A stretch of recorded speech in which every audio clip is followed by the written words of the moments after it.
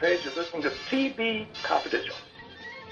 Ed Robertson, welcome you to this week's edition of TB Confidential, radio talk show about television that will welcome Howard Smith in our second hour. For 2 decades, Howard Smith shared an extraordinary friendship with Johnny Carson. Not the legendary Tonight Show host, Johnny Carson, but the man who happened to live 4 doors down from Howard and whom Howard knew simply as John. A neighbor turned close companion, Howard Smith entered Johnny Carson's private world, far from the spotlight. Howard shares many memories of the Johnny Carson he knew, funny, kind, generous, and yet deeply complex, in a new book that we'll tell you all about when Howard Smith joins us in our second hour. We hope you stay tuned for that. In the meantime, Tony Figueroa and Donna Allen are with us for this week in TV history. Tony's segment is always brought to us by our friends at Story Salon, Southern California's longest-running, regularly performing live storytelling ensemble. StorySalon.com, Facebook.com/Story Salon. This particular segment with Tony and Donna originally aired in October 2015.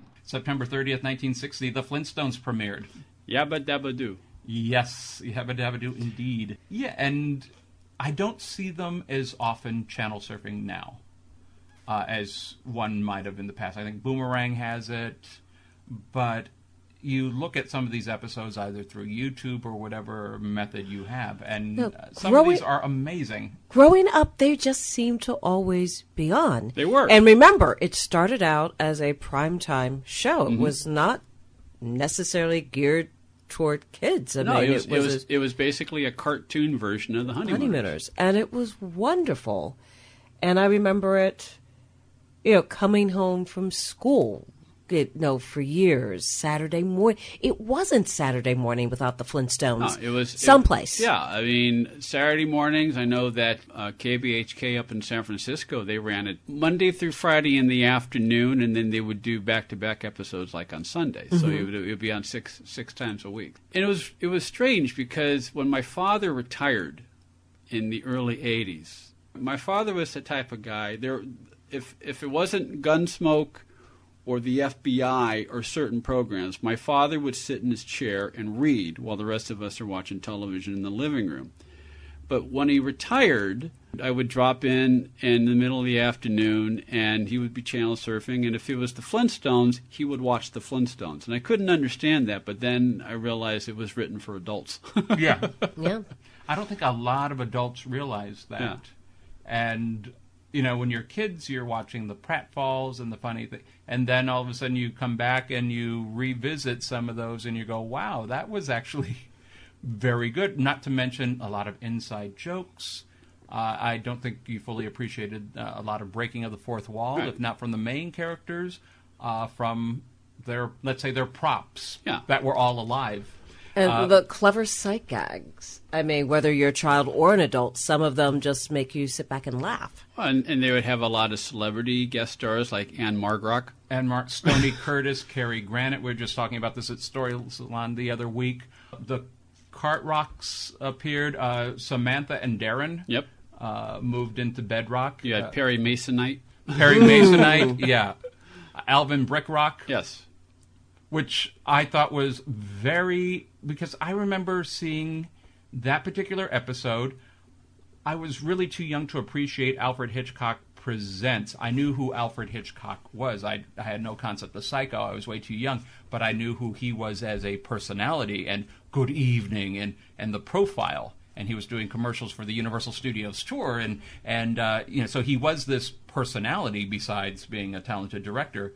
And I didn't quite get his anthology series yet. I didn't quite understand that, other than it opened with the drawing of the profile and he would step in.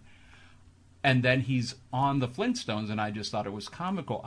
That episode ended rather dark, like a Hitchcock episode. I'll have to look for that one. Yeah, it was, as far as the ensemble was concerned, they had a happy resolution.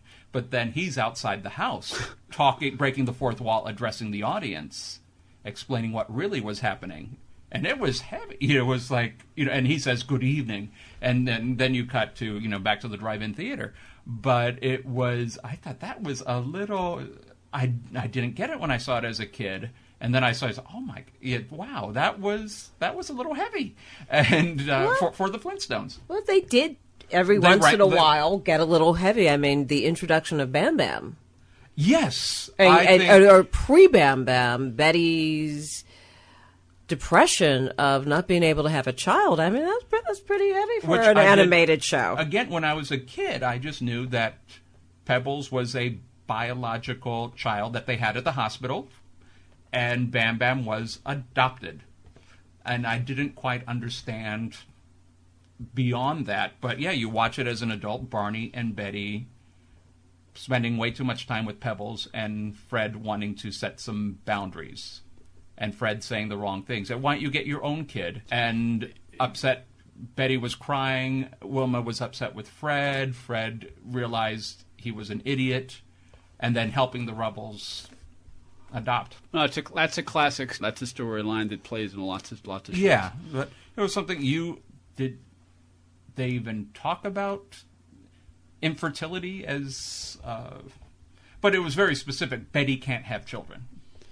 So it wasn't Barney's issue. It was Betty. Well, they were a modern Stone Age family. They were a modern Stone Age family. Modern Stone Age Not to be family confused issues. with Modern Family, which would be interested if they ever tried to do another reboot. And to this day, the only character I can imagine, I can see pregnant on television was Wilma Flintstone. Yeah. And it really wasn't, I mean, Lucille Ball was, 8 years before when she... She was in Santier. Yeah, and you did have, which, when you see it in syndication, it's basically 5 episodes. So, between Monday to Friday coming after school. And I think a lot of times they package it that way. So the announcement is made on Monday. By Friday, they have the baby. Yeah. You don't realize that originally this was 5 weeks and maybe even skipping a few weeks.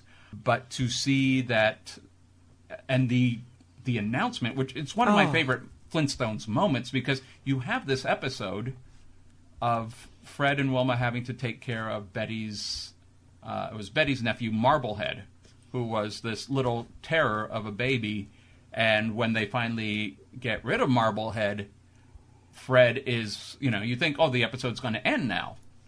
And Fred is pretty much saying, okay, I am done with kids. We are not having kids. Absolute. And Wilma's crying.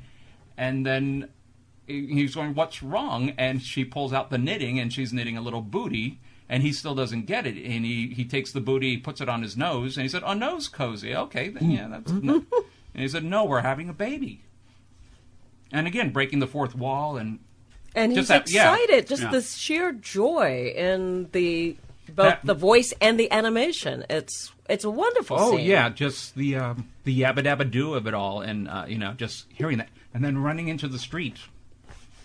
Telling everybody. That was always one of my favorite moments there that they had. And also the Christmas episode where Fred takes over for Santa, which, again, breaking the fourth wall. Yeah. I always love those moments. And like I said before, on other shows, I'm a sucker for those old shows when the cast breaks the fourth wall. And now they break the fourth wall delivery by using the Modern Family approach. Yeah, which the Muppets are using now, and I haven't watched that. I have to watch that. Yeah, that's something to observe, and we will be discussing, I'm sure, in a future episode. Stay with us, folks. We'll be right back. One more item: if you're starting a company, particularly one that is in an emerging market, you know that averting any sort of legal dispute is crucial to your business plan. Our friends at Tectonic Law offer an array of services that can help you avoid and preempt future litigation while also developing and protecting your intellectual property and intangible assets. Tectonic Law serves the needs of a host of emerging industries throughout California and beyond, including industrial designers, beverage makers, artists, farmers, retail stores, health practitioners, wellness experts, cosmetics manufacturers, nonprofit organizations, innovators in sustainable practices, and libraries. Go to tectoniclaw.com to learn more about how Tectonic Law can help your business thrive. tectoniclaw.com. Rock solid representation for groundbreaking industries. This portion of TV Confidential is brought to us by our friends at Front Porch Realty, the community of realtors in the Northern Bay area of California that is committed to finding the solution that is best for their clients. Whether you're a first-time home buyer or looking to sell or lease your property in Northern California, call Karen Strain at 415-886-7411 or visit frontporchrealtygroup.com for more information on how they can help you. Ed Robertson, thanking you for listening to the TV Confidential podcast. If you like what you hear, please hit the subscribe button so that you won't miss our next episode. Hi, this is Les Lanham, and you're listening to TV Confidential.